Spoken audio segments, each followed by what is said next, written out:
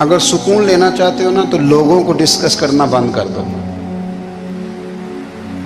किसको अल्लाह ने कितने पैसे दिए हैं वो जाने और अल्लाह जाने, किसको अल्लाह ने कितनी गाड़ियां दी हैं वो जाने, और लोगों को डिस्कस करना जी। यानी मैं एक जगह बैठा था तो एक साहब गाड़ी वाला गुजरा, गाड़ी में बैठ के, उसका पड़ोसी था, कहते ਇਹਦਾ ਮੂੰਹ ਹੈ ਘਰ ਵਾਲਾ। मैं क्या ਉਹਦਾ ਤੇ ਹੈ ਤਾਂ ਹੀ ਬੈਠਾ ਹੈ। ਤੇ ਹੁਣ ਮੈਂ ਕਿਹਾ ਉਹ ਸਮਝਾਣਾ ਸੀ ਨਾ ਉਹਨੂੰ, ਮੈਂ ਕਿਹਾ ਤੂੰ ਤੇ ਮੈਂ ਹਿਸਾਬ ਲਾਈਏ ਵੀ ਸਾਡੇ ਕੋਲ ਕੋਈ नहीं, ਉਹਦਾ ਤੇ है, लेकिन ना अल्लाह ने उसे दी है ना, तो अल्लाह ने चाहा ना वो कार में बैठे, तो इसने फटे पे बैठ के ये तबसरा किया कि मुँह है कार वाला। मैं क्या भी ਉਹਦਾ ਤੇ है ਤਾਂ कार है। अब मुझे तुझे अंदाज़ा लगाना चाहिए कि हम क्या ये बहस है। यदि अल्लाह को चाहिए था माज अल्लाह के पहले तुमसे पूछता कि इसे कार देनी है कि नहीं। क्या मतलब फसूल बहस है। वो चीज़ हमें इतना तंग करती है, इतनी तकलीफ देती है कि आप यकीन करें सारा दिन उसी को डिस्कस करते हैं, सारा दिन। उसके पास गाड़ी है, उसके पास कार है, फलाने का पैसा 1 नंबर है, फलाने का 2 नंबर है, फलाने का 6 नंबर है। असल बात के अंदर हसद है। जिंदगी में अगर इत्मीनान चाहते हो तो कभी कभी सब कुछ भूल के ना तो मस्त हो जाया करो रब की याद में। कभी कभी छोड़ दें दुनिया, छोड़े यार मोबाइल, किसी वक्त करें इसको बंद, छोड़े इस बात का ख्याल कि फलाने ने सलूट किया है कि नहीं की, छोड़े। हजरत बायजीद बुस्तामी रहमतुल्लाह ताला अलैह फरमाते मैंने इतिकाफ कभी अपनी मस्जिद में नहीं किया, इसलिए कि सारे ही हाथ चूमने वाले, सारे ही प्यार करने वाले। फरमाते मैं जब इतिकाफ करता था तो मैं बस्ताम से दूर निकल जाता था जहां कोई मुझे जानने वाला ना हो। उठ बुलिया चल उथे बसीए जिथे वस दे नहीं सारे अन्ने, ना कोई साडी जात पछाणे ते ना कोई सानू मन्ने, चल उधर चले। उठ बुलिया चल उथे बसीए जिथे वस दे नहीं सारे ही अन्ने, ना कोई साडी जात पछाणे ते ना कोई सानू। इतना शौक है सलूट कराने का, इतना शौक है तारफ कराने का, इतना शौक है अपना बताने का, तो ये चीज़ गलबा कर जाती है। फिर नाम रह जाता है, रूह नहीं रहती, फिर वजूद रह जाता है, फिर बातन की कैफियत नहीं रहती। खुदा रा अपने आप को बेचैन ना करो, बेकरार ना करो, बेसुकून ना करो। रब की याद में आ जाओ, दुरूद व सलाम में आ जाओ, नात के हुस्न में आओ, तिलावत की दुनिया में आओ, सजदों के नूर में आओ। आओ कभी खोल के दिल मस्जिद की सफाइयाँ करें।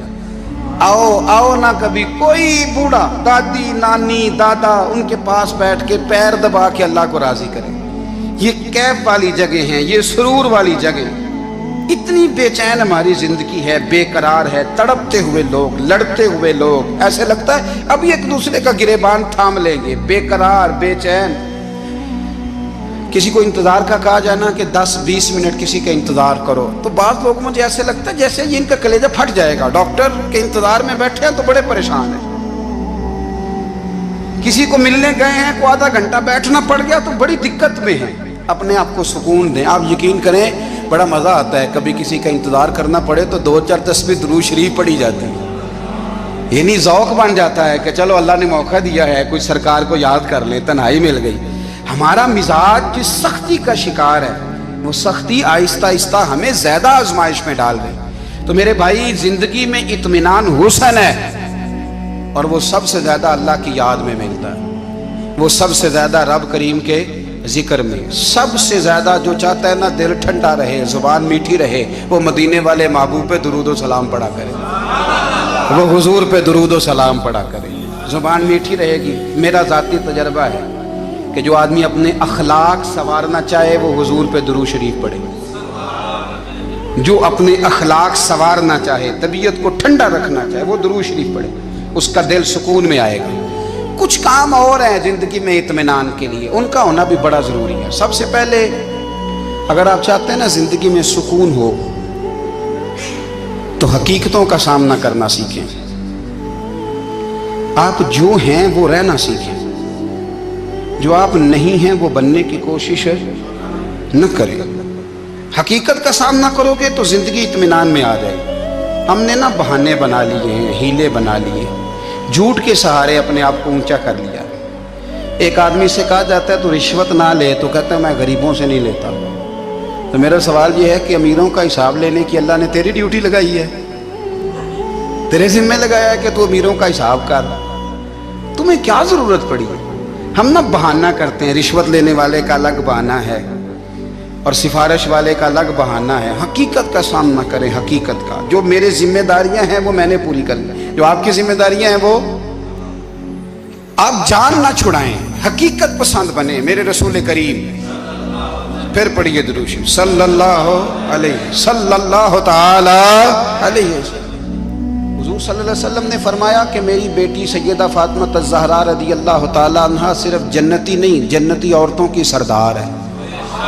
لیکن حضور نے یہ بھی فرمایا کہ فاطمہ یہ خیال رکھنا، اگر اللہ نے حساب پوچھا تو حساب تم نے خود دینا ہے۔ حقیقت کی طرف توجہ کرائی حضور نے، وہ صرف جنتی نہیں، جنتی عورتوں کی سردار ہیں، پر حقیقت کی جانب توجہ۔ میں حقیقت یہ ہے کہ اگر مالک نے حساب پوچھا تو اس کی تیاری بھی کرنی ہے۔ دیکھیں نا، ہمیں کچھ یقین نہیں، اللہ معاف کرے کہ ہمارا حساب کیسا ہوگا، لیکن کتنے آزاد ہیں۔ یعنی بڑی دلیری سے بندے کہتے ہیں فجر نہیں پڑھتا جی، 3 پڑھتا ہوں جی، شاہ رہ جاتی ہے جی، کپڑے صاحب، بڑی دلیری سے۔ اور سیدہ فاطمہ الزہرا نے ساری رات مصلی آباد رکھا ہے، حالانکہ انہیں یقین تھا کہ رب مجھے بغیر حساب کتاب جنت دے گا۔ حقیقت کا سامنا کریں، جو حقوق آپ کے ہیں وہ آپ نے ادا کرنے ہیں، جو ذمہ داریاں ہیں وہ ذمہ داریاں ہیں۔ دیکھیں نا، حضرت موسیٰ کلیم اللہ علیہ السلام کے پاس اسرائیل روح نکالنے آئے تو حضرت موسیٰ نے تھپڑ مارا، آنکھ نکال دی، واپس گئے۔ اللہ انہوں نے تو جلال فرمایا ہے، کہا موسیٰ علیہ السلام سے کہیے بیل کی پشت پر ہاتھ رکھیں، جتنے بال ان کے دست مبارک کے نیچے آئیں گے اتنے 1000 سال ان کی عمر بڑھا دی جائے گی۔ یعنی میرے کان میں کوئی بتا دے کہ جناب 60 سال بڑھ گئی، یا آپ کے کان میں کوئی کہہ دے تو خوشی ہوتی ہے کہ نہیں؟ لیکن یہ حقیقت پسندی نہیں، اس لیے کہ 60 بھی گزر جائیں گے، 70 بھی، یہ حقیقت نہیں۔ حضرت موسیٰ کلیم، چلے میں مثال دیتا ہوں، سمجھ لے 10 بال، حالانکہ بہت زیادہ آتے ہوں گے، 10 بال اگر حضرت موسیٰ کے ہاتھ کے نیچے آئے تو 10,000 سال تو عمر بڑھ گئی نا۔ 10 یعنی 10 سال نہیں، 10 نہیں، 10 بہت زیادہ تھی نا۔ تو حضرت موسیٰ کلیم اللہ علیہ السلام سے آ کے عرض کیا گیا، حضور بیل کی پشت پر ہاتھ رکھیں، جتنے آپ کے ہاتھ کے نیچے بال آئیں گے اتنے 1000 سال عمر بڑھ جائے گی۔ تو حضرت موسیٰ نے حقیقت پسندی والی بات کی، فرمایا پھر کیا ہوگا؟ 10,000 سال کے بعد پھر کیا ہوگا؟ کہا حضور جانا تو پھر بھی ہے، فرمایا پھر ابھی چلتے ہیں۔ اگر جانا ہے نا، جانا ہے تو پھر، اگر جانا ہے تو پھر ابھی، اور سجنوں اگر نماز پڑھنی ہے تو ابھی کیوں نہیں؟ اگر داڑھی رکھنی ہے تو پھر رمضان کا انتظار کیوں کریں، ابھی کیوں نہیں؟ اگر سچ بولنا ہے تو پھر، اگر رزق حلال کھانا ہے تو پھر انتظار کا ہے گا۔ حقیقت ہوتی ہے، بہانہ ہوتا ہے، حقیقت چھپ نہیں سکتی بناوٹ کے اصولوں سے، کیونکہ خوشبو آ نہیں سکتی کبھی کاغذ کے پھولوں سے۔ یہ بات یاد رکھیں، اگر جانا ہے تو حضرت کلیم فرمانے لگے پھر 10,000 سال کے بعد بھی جانا ہے تو آج بھی۔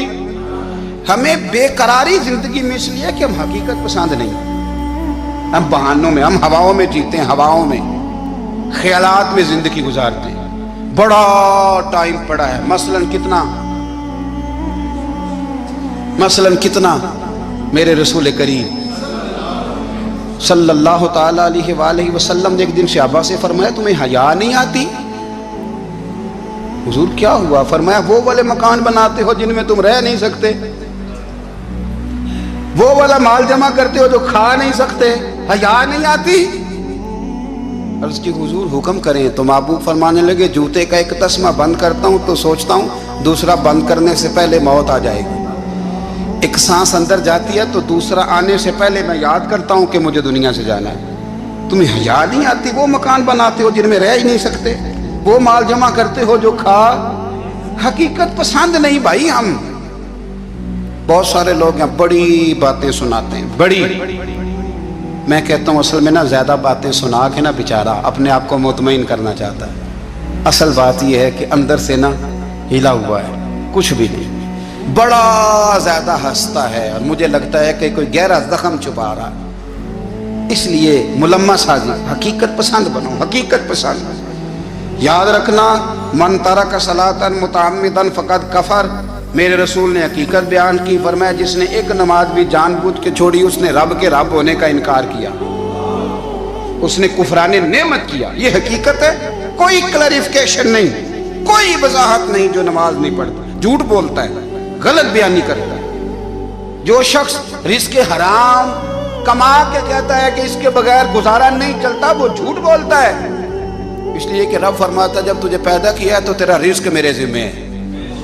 اللہ فرماتا ہے کہ لا یکلف اللہ نفسا الا وسعها، میں کسی پر وہ بوجھ نہیں ڈالتا جو اٹھا نہ سکے۔ نماز فرض کیا، اس کا مطلب ہے ہم پڑھنے کے قابل ہیں، اس نے ہمارے ذمہ داریاں لگائی ہیں، تو مطلب یہ ہے کہ ہم ذمہ داریاں ادا کرنے کے قابل ہیں، ورنہ وہ کہتا ہے میں وہ بوجھ ڈالتا ہی نہیں جو تجھ سے اٹھایا نہ جائے۔ اگر چاہتے ہو کہ زندگی میں اطمینان ملے تو خدا را حقیقت پسندوں والی زندگی گزارو۔ یہ فضاؤں میں زندہ رہنا، ہواؤں میں، اللہ بڑا معاف کرنے والا ہے، اللہ بڑا کریم ہے، معاف کر دے گا، تو بھئی یہ بات صحابہ کو بھی پتا تھی، یہ اہل بیت کو بھی خبر تھی، تو وہ تو ایک ایک بات کا لحاظ کرتے تھے۔ یہ غوث اعظم کو بھی پتا تھی، یہ ان کے والد کو بھی پتا تھی، جنہوں نے کسی کا ایک سیب کھا لیا تھا تو 12 سال اس کے گھر میں نوکری کرتے رہے، انہیں نہیں پتا تھا اللہ بڑا کریم ہے، معاف کر دے گا، ایک سیب ہی ہے نا۔ تو حقیقت پسندی آپ کو سکون دے گی، اور اگر آپ نے اپنے آپ کو غیر مطمئن کیا ہوا ہے، بات کچھ اور ہے، اور آپ نے اپنے آپ کو ڈال کسی اور طرف لیا ہے، تو پھر آپ کو سکون مل سکتا؟ سکون حقیقت پسندی میں، اصل میں سکون ہوتا ہے، اداکاری میں سکون نہیں ہوتا۔ تیسری بات سنیں، اگر آپ چاہتے ہیں زندگی میں مطمئن رہیں تو دنیا داروں سے امیدیں توڑ دیں، اللہ اور اس کے رسول سے امید وابستہ کریں، اولیاء اللہ سے امیدیں وابستہ کریں، صحابہ اور اہل بیت سے امیدیں، اللہ اور اللہ والوں سے امیدیں، دنیا داروں سے امیدیں۔ آپ کو پتہ ہے دنیا دار کی تباہی کب ہوتی ہے؟ جب انہیں خوشامدی مل جاتی ہے۔ چودھری کا بیڑا اس وقت غرق ہوتا ہے جب اسے چودھری کہنے والے زیادہ ہو جاتے ہیں۔ سیٹھ صاحب اور نواب صاحب بیچارے تباہ تب ہوتے ہیں بھولے پن میں، جب ان کے دائیں بائیں ریلا ہوتا ہے سیٹھ صاحب کہنے کا، لوگ انہیں کھانا چاہتے ہیں، پیار ان کا نہیں ہوتا، ان کی جیب کا ہوتا ہے، محبت ان سے نہیں ہوتی، ان کی کرسی سے ہوتی ہے، ضروریات کا پیار ہوتا ہے، تباہ کر دیا جاتا ہے۔ ہماری ساری توقعات دنیا داروں سے وابستہ ہو گئی ہیں، ناراض نہ ہونا۔ پیروں نے، مولویوں نے، درویشوں نے، انہوں نے بھی سیٹ رکھے ہوئے جلسوں کی صدارت کرانے کے لیے، یعنی مذہبی جلسہ ہے، اس میں بہت زبردست پڑھے لکھے صاحب تقوی عالم کا خطاب ہے، اور کی صدارت وہ بندہ کر رہا ہے جس نے عشاء کی نماز بھی نہیں پڑھی، وہ بندہ صدارت کر رہا ہے۔ کیوں؟ اس لیے کہ اس نے لاکھ روپیہ دیا ہے محفل میں۔ خدا را دنیا داروں سے امیدیں چھوڑ دیں، ورنہ آپ کمزور پڑ جائیں گے، آپ کی امیدیں ٹوٹیں گی۔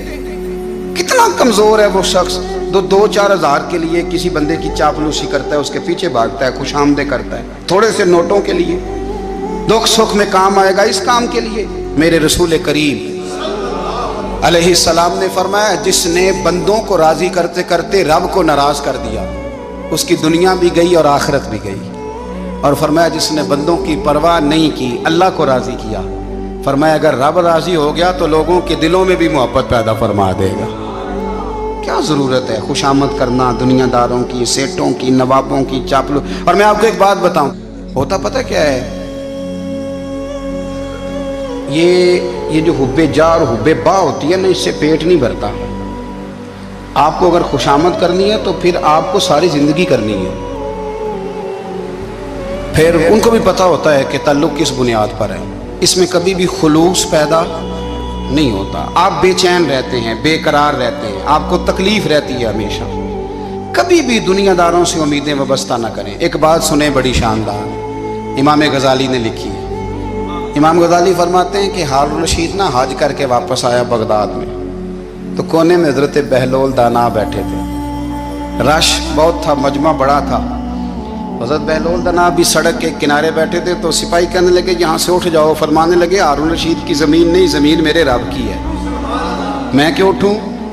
وہ قریب سے گزرا تو سلام لی تو آپ نے اس کا پروٹوکول دیکھا تو فرمانے لگے ہارون رشید تجھ سے تگڑے تگڑے موٹے موٹے پروٹوکول میں نے لوگوں کے دیکھے ہیں، اور یہ جو تیرے دائیں بائیں آج تیرے نعرے لگا رہے ہیں یہ پہلے ان لوگوں کے نعرے لگایا کرتے تھے، اور تھوڑا وقت گزرنے دے، جو تیرے بعد آئے گا نا یہ سارے پھر ان کے نعرے بھی لگائیں گے.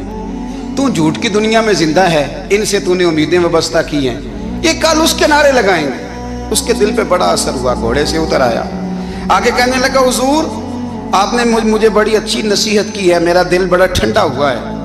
میں نے سنا ہے آپ مقروض ہیں، کچھ لوگوں کا قرض، تو مجھے کوئی حکم ہی کر دیں.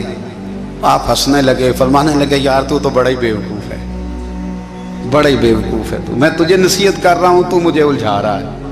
حضور کوئی حکم کر دیں. کیا خوبصورت انداز ہے رب کریم کے بندوں کا. حضرت بہلول دانا فرمانے لگے تیرا رب کون ہے؟ کہا اللہ. تو فرمایا میرا کون ہے؟ کہا اللہ. فرمانے لگے یہ تو نہیں نہ ہو سکتا کہ اللہ ہارون رشید کو دیتا رہے اور بہلول دانا کو بھول ہی جائے. یہ تو نہیں نہ ہو سکتا کہ ہارون رشید کو دیتا رہے اور بہلول دانا کو بھول جائے. فرمایا اس کا دل، اس کا ارادہ ہوا، ارادہ قدرت ہوا کہ بہلول مقروض رہنا چاہیے، تو اگر رب مجھے رکھنا چاہتا ہے دکھ قبول محمد بخشا راضی رہن پیارے، اگر وہ چاہتا ہے میں مقروض رہوں تو میں بھی چاہتا ہوں کہ میں مقروض ہی رہوں. یہ تو نہیں نہ ہو سکتا کہ تجھے دے اور مجھے نہ دے. فرمایا میری تجھ سے کوئی امید نہیں، مجھے جب بھی دے گا میرا رب بھی دے گا، اور وہ دے گا تو پھر انشاءاللہ خزانے کھول کے دے گا. دنیا داروں سے امیدیں وابستہ کرنا، لوگوں کے پیچھے، یہ چھوڑ دیں. آپ بے چین رہیں گے، بے قرار رہیں گے. اللہ والوں سے ضرور امیدیں وابستہ کریں، اس لیے کہ ان کے پاس جو کچھ ہوتا ہے وہ دراصل رب کا ہی ہوتا ہے. لیکن سیٹھوں سے، نوابوں سے، سیاستدانوں سے باز آ جائیں. ہماری بڑی امیدیں وابستہ ہیں. میں اکثر کہتا ہوں جتنے پھیرے نوکری کے لیے دنیا دار کے دروازے پہ لگائے ہیں نا، اس سے کم دفعہ مسجد میں نفل پڑے ہوتے تو رب اتنی بڑی مہربانی فرما دیتا. حسد کرنے والا بندوں پر اعتراض نہیں کرتا، اللہ پر اعتراض کرتا ہے. وہ کہتا ہے اللہ اسے کیوں دیا ہے، اتنا کیوں دیا ہے، معاذ اللہ. وہ اللہ کی تقسیم پر اعتراض کرتا ہے. حسد کرتے ہو بے چین رہو گے. حسد آپ کے دل کو تڑپا کے رکھ دے. چھوڑے. اللہ بڑا کریم ہے، جس کو جہاں چاہتا ہے وہاں بٹھا دیتا ہے. آپ قطعاً اس بحث میں نہ پڑیں کہ اللہ نے کس کو کتنا دیا ہے، کب دیا ہے، کیوں دیا ہے. وہ بڑا بے نیاز ہے. حسد آپ کو تباہ کرے گا. دنیا میں پہلا گناہ جو ہوا تھا وہ حسد تھا. ابلیس نے حضرت آدم سے حسد کیا، کہنے لگا میں بہتر ہوں، سرداری اس کو مل رہی ہے، یہ تو اللہ کو پتہ ہے نا کس کو دینی ہے. اور دنیا میں پہلا قتل حسد کی وجہ سے ہوا. حابیل قابیل کے درمیان حسد کا معاملہ تھا. خاتون کا نکاح اس سے کیوں ہو رہا ہے، مجھ سے ہونا چاہیے. حسد تباہی کرتا. آپ یقین کریں، یعنی دکاندار کے سامنے دوسری دکان پڑتی ہے اور پریشان ہو جاتا ہے. وہ کہتا ہے میرا کیا بنے گا، لا حول ولا قوت الا باللہ العلی العظیم. یعنی تیرا کیا خیال ہے کہ تیرے حصے کی روٹی وہ کھا جائے گا؟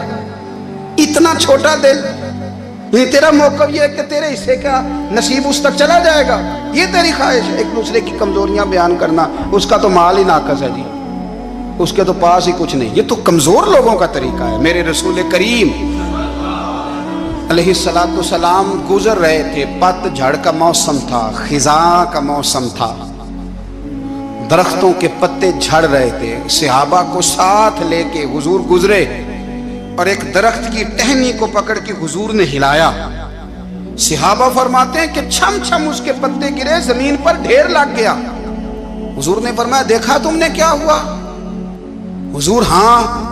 فرمایا کتنی تیزی سے پتے جھڑے ہیں، صرف تنا رہ گیا ہے اور خالی ٹہنیاں رہ گئی ہیں، کوئی حسن بچا ہے؟ حضور نہیں. تو نبی کریم فرمانے لگے جو حسد کرتا ہے نا اس کی نیکیاں بھی اسی طرح جھڑ جاتی ہیں، اسی طرح. اور ایک جگہ حضور فرمانے لگے جس طرح راکھ لکڑی کو آگ کھا جاتی ہے، جس طرح لکڑی کو آگ، جب آگ کھا جائے تو پھر لکڑی کو لکڑی نہیں کہا جاتا، راکھ کہا جاتا ہے، کوئلہ کہا جاتا ہے، اس کی اصل باقی یعنی اسے کھائی جاتی ہے.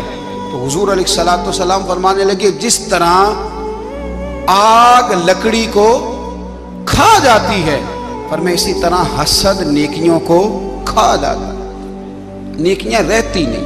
حسد کرنے والے کے پاس نیکیاں یعنی ان کی اصل شکل موجود، کبھی بھی حسد نہیں کریں۔ اللہ کی تقسیم ہے، جس کو چاہے جب چاہے جتنا چاہے عطا کرے۔ اور چوتھی بات میرے بھائی، کبھی بھی بغض نہ پیدا کریں۔ بغض والے لوگ بے سکون رہتے ہیں۔ بہت ساری کمزوریاں ہمارے اندر ہوتی ہیں نا، پھر اللہ ہماری روزی تو نہیں نہ بند فرماتا، یہ تو نہیں کہتا کہ زمین سے نکل جاؤ۔ اگر یہی والا معاملہ ہو جو ہمارا ہے کہ شادی پہ اس نے میرے ساتھ برا سلوک کیا تھا، اب ساری زندگی بغض رکھنا ہے۔ اگر یہی معاملہ فرشتے اللہ کی بارگاہ میں کہیں کہ یا اللہ اس نے فلانے دن شراب پی تھی، اب اس کو زمین میں نہیں رہنے دینا، نظام زندگی چلے گا؟ تو اگر اللہ ہمیں معاف کرتا ہے تو ہم بندوں کو معاف کیوں نہیں کرتے؟ آپ یقین کریں، اتنی لمبی عداوتیں، اتنا لمبا حسد، اتنا لمبا بغض، اتنا لمبا۔ حدیث میں نے پڑھی، میں حیران رہ گیا۔ میرے نبی کریم علیہ الصلوۃ والسلام نے فرمایا اپنی بیوی سے کبھی بغض نہ رکھنا، اگر اس کی ایک بات ناپسند ہو تو اسے چھوڑ کے وہ بات دیکھو جو تمہیں پسند ہے۔ میں اس حدیث کو پڑھ کے سوچنے لگا کہ کیا بیوی کا بھی بغض رکھتے ہیں لوگ؟ اب حضور نے کہا ہے تو اس کا مطلب ہے لوگ بیوی کا بغض بھی رکھتے ہیں۔ اب اس پر استدلال کر کے مجھے کہنا پڑے گا کہ سسرال والوں کا بغض بھی رکھتے ہیں، کہنا پڑے گا کہ بھائی کے سسرال والوں سے بھی بغض رکھتے۔ اس حدیث کی روشنی میں سمجھا کہ لوگ بھابھی کا بغض بھی بغض رکھتے ہیں، بغض، ورنہ عادتیں تو ہماری بھی کئی بری ہوتی ہیں۔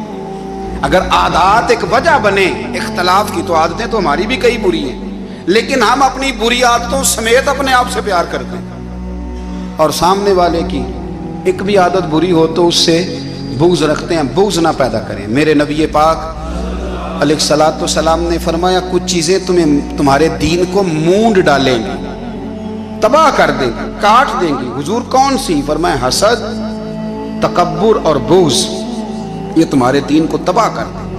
ہم بے چین اس لیے ہیں کہ ہم نے بہت سارے لوگوں کا بغض پالا ہوا ہے، اور ہر فیلڈ میں سیاستدان نے سیاستدان کا، ذاتیات پر اتر کے بات کرتے ہیں، معزز ترین لوگ، تاجر نے تاجر کا، اللہ ماشاءاللہ بعض جگہ پہ اہل علم بھی ایک دوسرے سے عداوت رکھتے ہیں۔ خدا را دل رب کریم کے آنے کا ٹھکانہ ہے، یہ صاف ہوگا تو اس میں رب رسول کے جلوے ہوں گے، اگر اس میں عداوت ہو، اس میں بغض ہو، اس میں کینہ ہو، نفاق، سنیں میرے رسول کریم حضرت ابو بکر صدیق رضی اللہ تعالیٰ عنہ کہتے ہیں میں رو ہی پڑا۔ مکہ فتح ہوا نا تو اکرمہ بن ابو جہل نے پیغام بھیجا کہ میں نا کلمہ پڑھنے کے لیے آ رہا ہوں۔ بات لمبی ہے، میں موضوع پہ رہنا چاہتا ہوں۔ کہتے ہیں جب وہ آنے لگا نا تو نبی پاک نے ہم سب کو بلایا، ہم حاضر خدمت ہوئے تو حضور فرمانے لگے کہ اس کے باپ نے نا بڑا ظلم کیا ہے ہمارے ساتھ، ابو جہل نے بڑا ستایا ہے، بڑی تکلیف دی ہے۔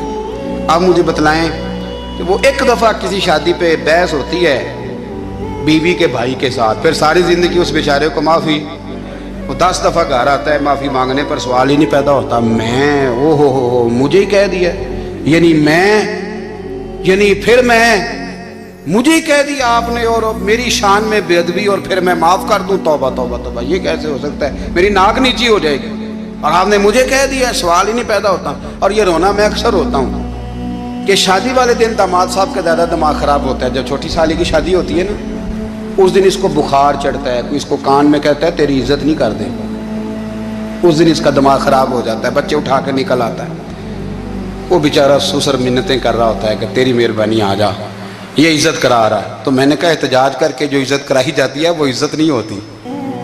ہاں یہاں مانگ کے عزت لیتے ہیں لوگ، یا احتجاج کی کوئی عزت ہے؟ آپ کے اندر کمالات اتنے ہوں کہ آپ کی عزت کرنے کو دل چاہے، یعنی مزہ آئے، یعنی لطف آئے، یعنی آپ دور بیٹھے ہوں تو کسی کا دل کرے آپ کو اسٹیج پہ بلانے کے لیے۔ یہ کیا بات ہوئی کہ چھائے جانا اور بھاگ کے آگے جانا؟ ان سے نکلیں۔